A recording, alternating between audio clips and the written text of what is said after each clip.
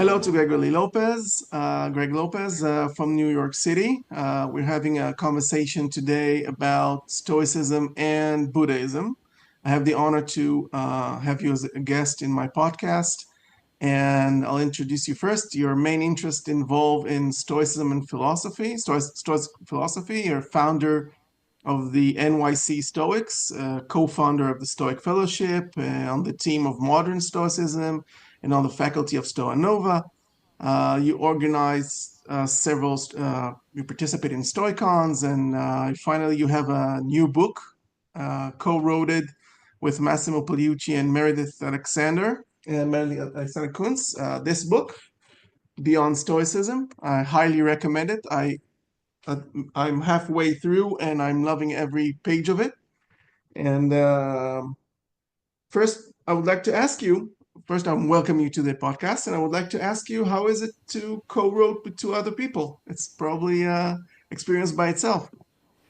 Yeah, well, thanks for having me, Brock. It was pretty straightforward. Massimo and I found out a good pattern to kind of co-write these kinds of books with our previous book, which is in the US is entitled A Handbook for New Stoics. And so what we did was Massimo, the books, both the last book as well as the current book, are kind of broken up into natural sections. So the previous book, Massimo wrote the theory around stuff, and I actually wrote the practices. And so since each chapter in the old book was like that, we carried that over to the new book, which is quite different in some senses because the new book goes over much more than just Stoicism, which is part of the reason why it's called Beyond Stoicism.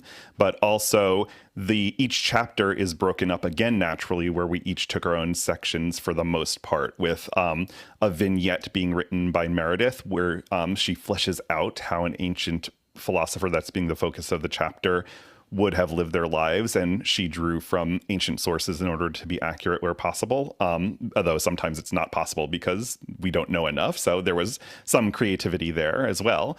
Then Massimo wrote the theory sections, and I again wrote the practice sections. So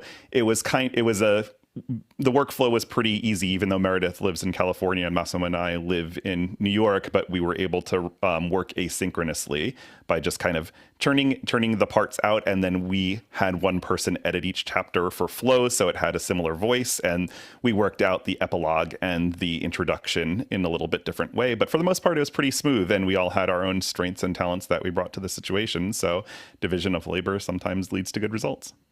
Yeah, and it is quite practical. I mean, now I'm learning that's your part. And just to cut through the middle here, you can see there's places you can actually write your own experience from what the theory says and to practice. I think I found it very, very helpful, very friendly. So I highly recommend the book. And but today we are here to speak about the commonality and the differences between Stoicism and Buddhism, since you have the unique position to practice both. So, and like I said to you before, I have little knowledge about Buddhism, so I thought asking you about it. So first, how did you come to practice Buddhism and Stoicism? So I first came to Buddhism. I came to Buddhism first, actually, out of the two. So I was generally interested in philosophy in the way most people typically are, which is kind of like, these are cool ideas and I read them and stuff, and it's a nice thing to chat about in a cafe, but it's not necessarily practical or very practical, maybe inspirational if you read certain kinds of philosophers, but that's about it. Then a confluence of two things occurred toward the end of professional school for me. There was a subsidized course in something called mindfulness-based stress reduction. So mindfulness-based stress reduction is a kind of secularized Buddhism that came about in the late 70s through early 80s, primarily through the work of somebody named Jon Kabat-Zinn. And his goal was to take strands from Buddhism that were picked up mostly, I guess, in the 60s in the United States, primarily from some strands of Theravadan Buddhism from Burma and Sri Lanka, primarily. And he took aspects of those practices and stripped out the Buddhism from it and wanted to see if it worked to reduce stress as well as work with people with chronic pain and conditions. So there were some scientific studies of whether these things worked, and it turned out it worked pretty well for this kind of stuff. So it became a kind of manualized, meaning like a standard course of therapy over a set amount of time where people could get certified in mindfulness-based stress reduction, teach people this course, and then give them tools to practice. And I took a subsidized course for mindfulness-based stress reduction in graduate school. And concurrently, I had a friend who was, we met through standard philosophy, and he was a master's of philosophy student in New York. And we chatted a little bit, and I told him my trepidations about Buddhism. Essentially, I thought like it was mostly metaphysical, and I wasn't interested in the metaphysics as I understood it. And he's like, like between 70 and 90% of this stuff is actually pretty practical, and you can like kind of put this stuff to the side. You don't have to believe in reincarnation and all this kind of stuff.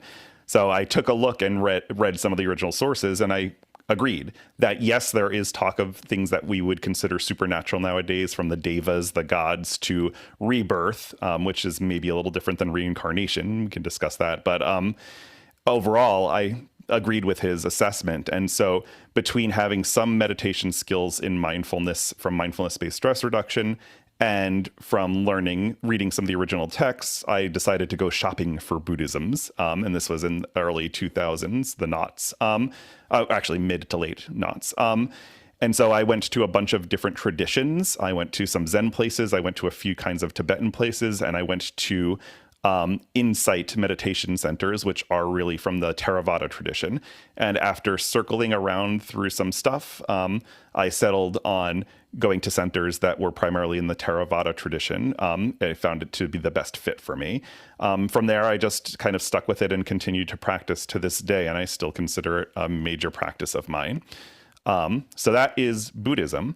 But then how did I get involved with Stoicism? So concurrently, I started doing some volunteer work and became president of a nonprofit that taught cognitive behavioral therapy to people with addictive behaviors, whether substance-based or not. And during that time, I talked to psychologists and was trained in a form of cognitive behavior therapy that was very influenced by Stoicism. This form of cognitive behavior therapy is the earliest kind, or one of the earliest kinds, and it's known as rational emotive behavior therapy. Mm-hmm. And it was started by a man named Albert Ellis, who was a psychoanalyst who got very disillusioned with it and came up with this form of therapy. REBT was heavily influenced by Stoicism, although it was also influenced by a few other world traditions as well. And then I learned about Stoicism and did a search online and found that there were people online who were attempting to practice Stoicism in the modern world.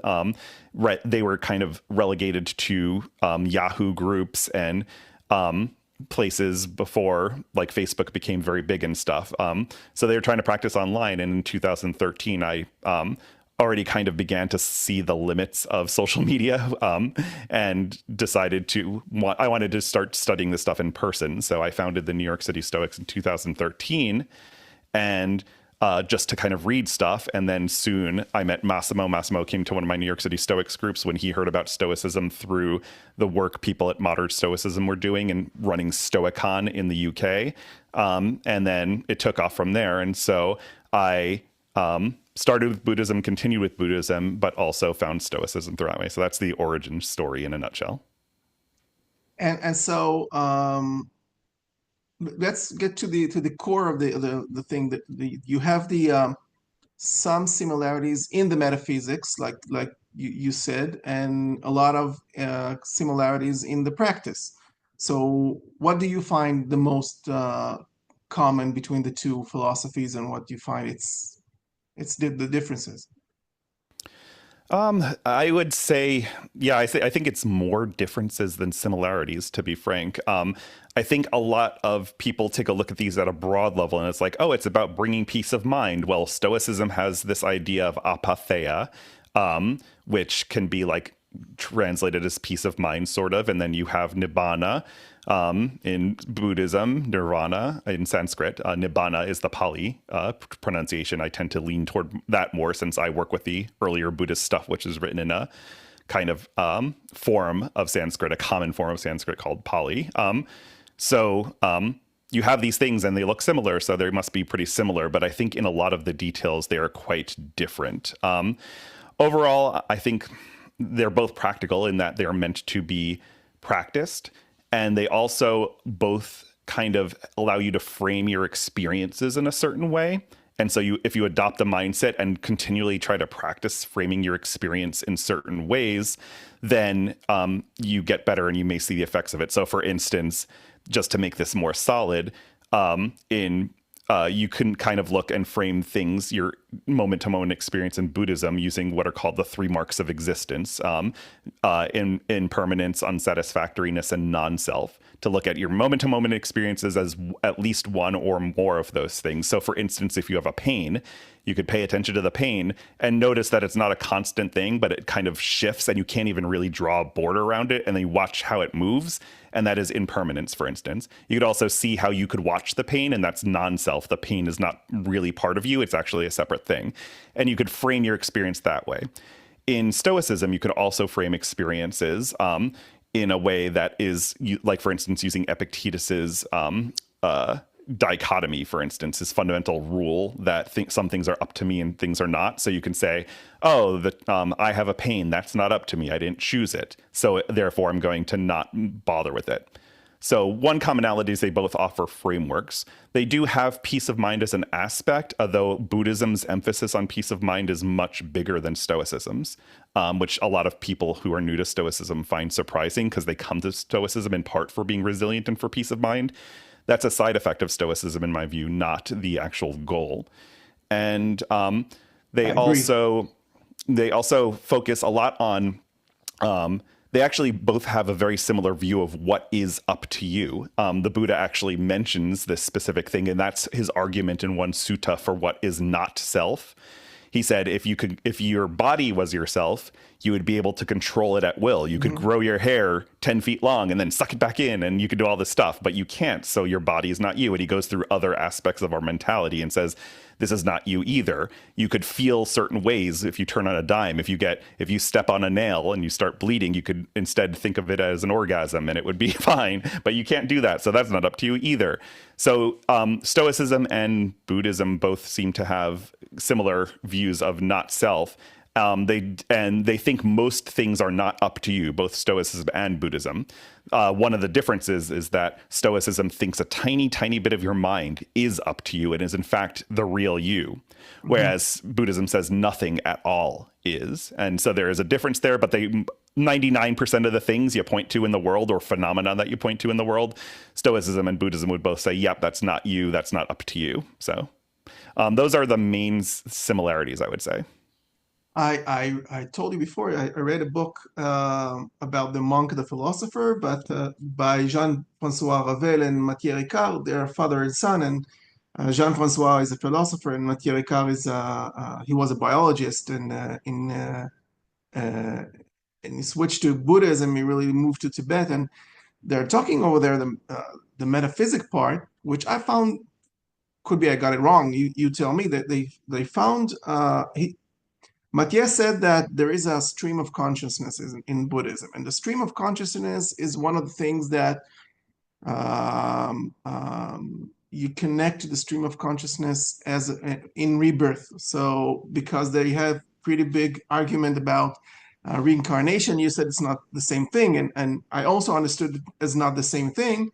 And rebirth is like connecting to the consciousness of and he tried to make it empirical based evidence about people who recognize former lives in newborns and children and stuff. But I found it very interesting. It's like resemblance the idea of the logos in Stoicism, and the view from above that Stoic practicing are doing to to connect themselves with the logos, with with nature, with the laws of the nature. And I found it quite resembling one another. I'm not sure it is, but it was nice to think about it in this particular part of the metaphysics. There is something to connect to something bigger than you, to broaden your mind from out of your in like you said, in the ego, for instance, or something like that. You broaden your mind and you're connecting yourself to something bigger than you, either the stream of consciousness or the logos, for example. Did I got it right, or am I totally wrong about this point? I would say you are right for later forms of Buddhism. So one of the tricks about Buddhism is it is an over 2,000-year-old continuing philosophy that lived for 2,000 years plus to this present day. And during that time transferred through several different cultures. And during that time, it transformed both through time and space into different things. So there are threads that connect these forms of Buddhism, from the Theravada to the Mahayana and all of its diversity, and the Vajrayana, primarily Tibetan Buddhism. But what you're talking about in terms of kind of connecting to a higher thing, that happens during the metaphysicalization, I would say, of Buddhism, which happened maybe roughly a few hundred years, I'll say, after the Buddha's death. For the first few hundred years of Buddhism, they actually put questions of metaphysics to the side. And that's one of the things that attracted me to the Pali stuff, is that there is a little bit of metaphysics in there, but it's mostly kind of dismissed or put to the side or made as a side comment.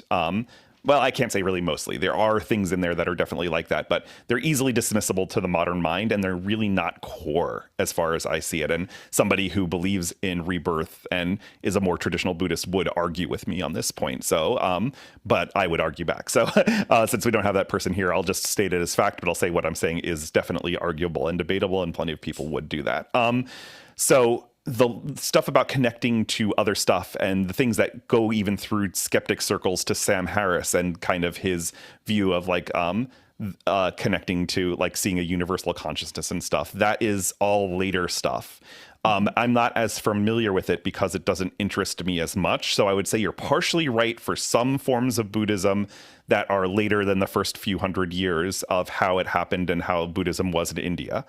But for early Buddhism, and the Buddhism I practice, that would not be quite accurate. You're not looking to connect to something larger, and you're not necessarily looking for living according to nature, to go and borrow the phrase. In fact, that phrase of nature and stuff seems to be a little more connected to Taoism to a minor degree, I would say. And even then, it's a rough analogy.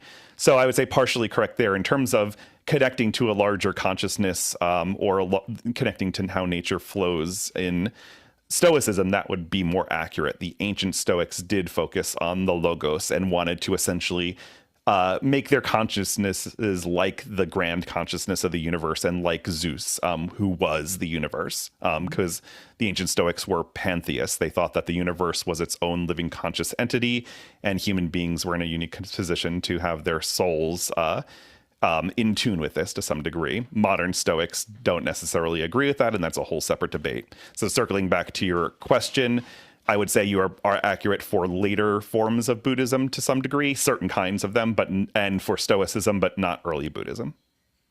Okay, and there was a part they discussed there about negative emotions, and there was one kind of practice of well, in the Buddhism, it was in the meditation form for you to focused on your negative emotion, and up until the point you extract its content and you leave and I was wondering, what do you think is the similarities about treating negative emotions or externals in Stoicism and Buddhism in practical manner?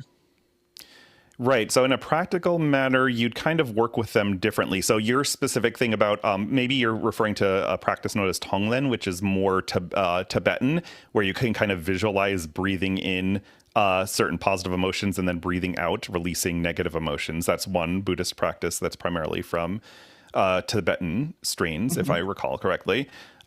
In the form of Buddhism I practice, that's not really done. I mean, people kind of mix and match in the modern world. And so some people do it, but that's not the focus of what I kind of do.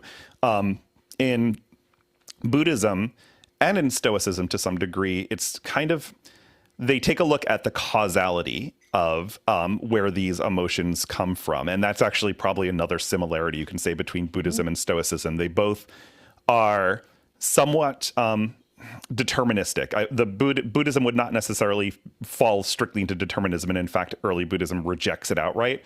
But at least to a first approximation, that taking a frame of mind of what causes what or what precedes what is useful in both practices of Buddhism and Stoicism with regard to the emotions. So in Buddhism, and especially the early form of Buddhism that I take a look at, there's this idea of dependent origination. And this is the idea of essentially causality of your mental states. And it's put in a simple general form of the stock phrase that you see in the Pali Canon: when this occurs, that occurs. When this does not occur, that does not occur. And so what you do when you meditate and also try to focus on your mind is see what precedes what are called wholesome or appropriate mind states that you're aiming for, and try to do more of that. And so it's a playfulness where you try to look at what causes what, or what precedes what at least, and try to foster the conditions for the positive or healthy mind states to arise. And so this is specifically encapsulated in the Buddhism's famous Eightfold Noble Path. This is also called right effort.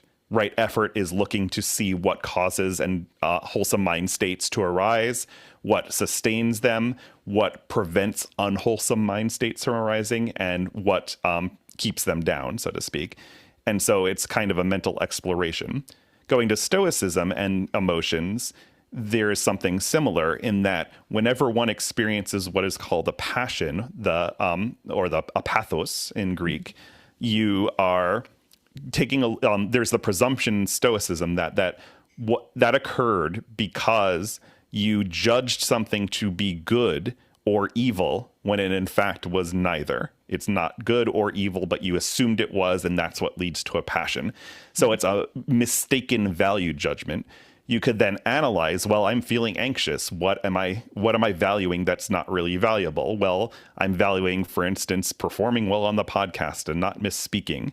And so, but is that up to me? Well, no, it's not. So, and is it necessarily bad if I misspeak or say something that's off or stumble in my words? No, that's not really evil, because it doesn't come up against the Stoic definition of evil, which is something that is reliably harmful. The only thing that's reliably harmful is my character, and that has nothing to do with my character. Therefore, it's not evil, and it's nothing to me, is how a Stoic would phrase it.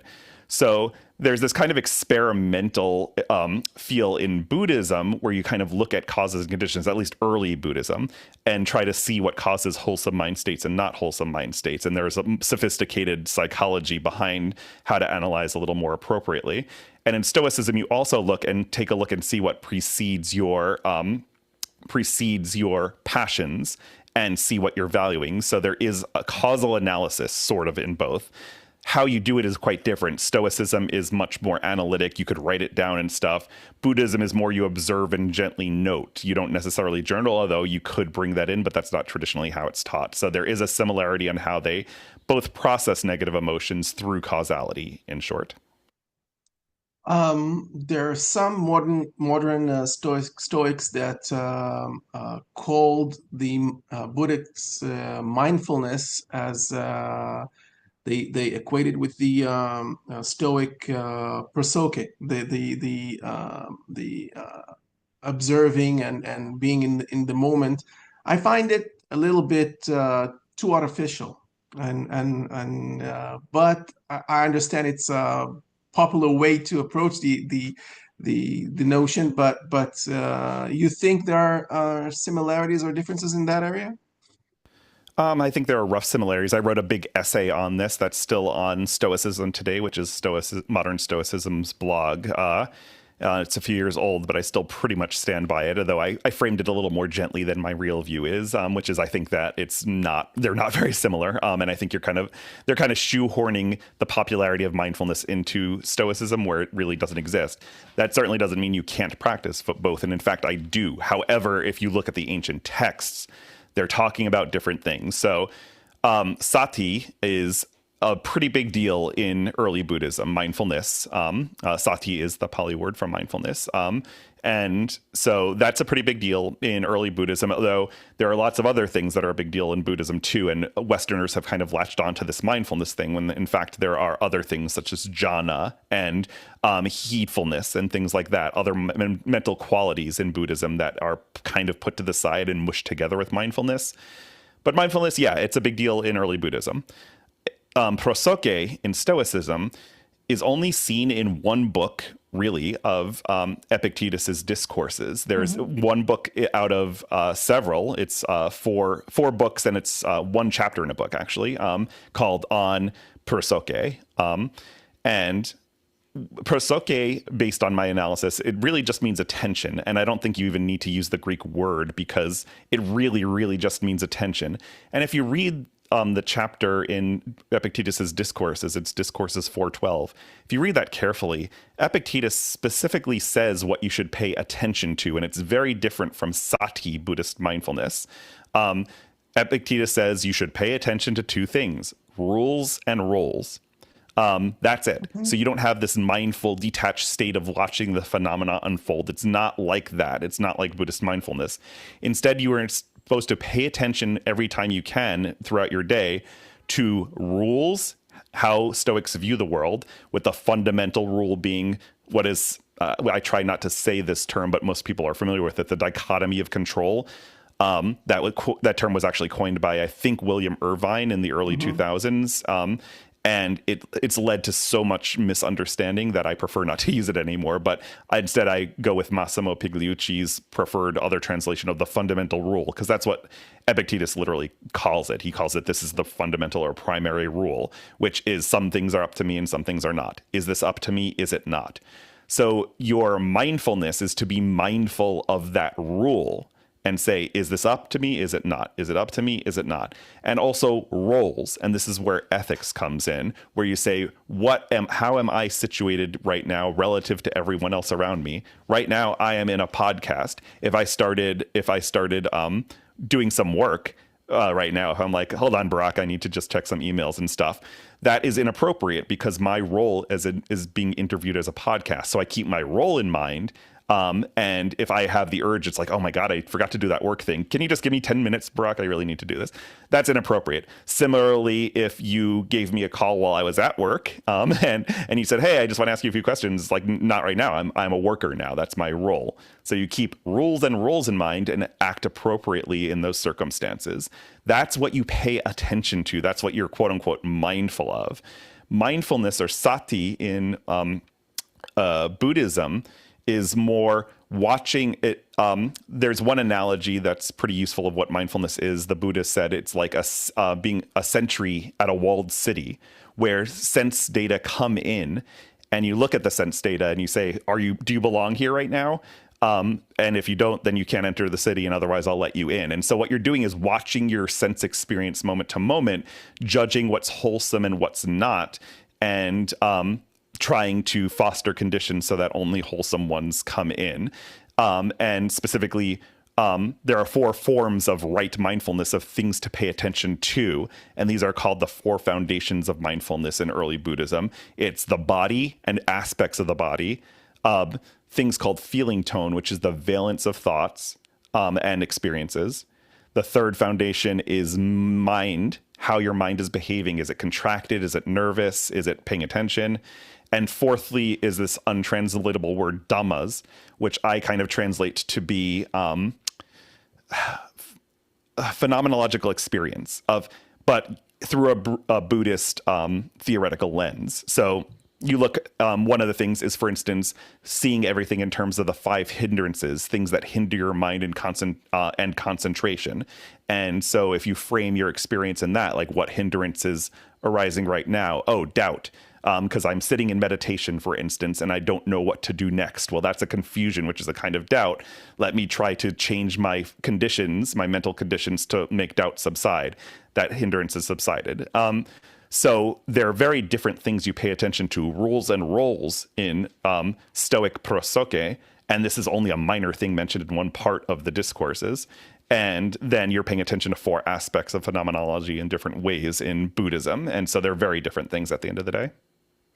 Yeah, although Marcus Aurelius does remind himself to pay attention to certain things, I found that one of the sources that he leans on, obviously mostly on Epictetus, but there's a passage that it says that he quotes Heraclitus, that Heraclitus says that most people are asleep, and which is basically using your intellect, your mind, using your mind, not being asleep. And by the way, in modern Greek, you have signs on the roads that says prosoke, which means be careful. So I think it's quite nice that the word kept its original meaning all through the years. And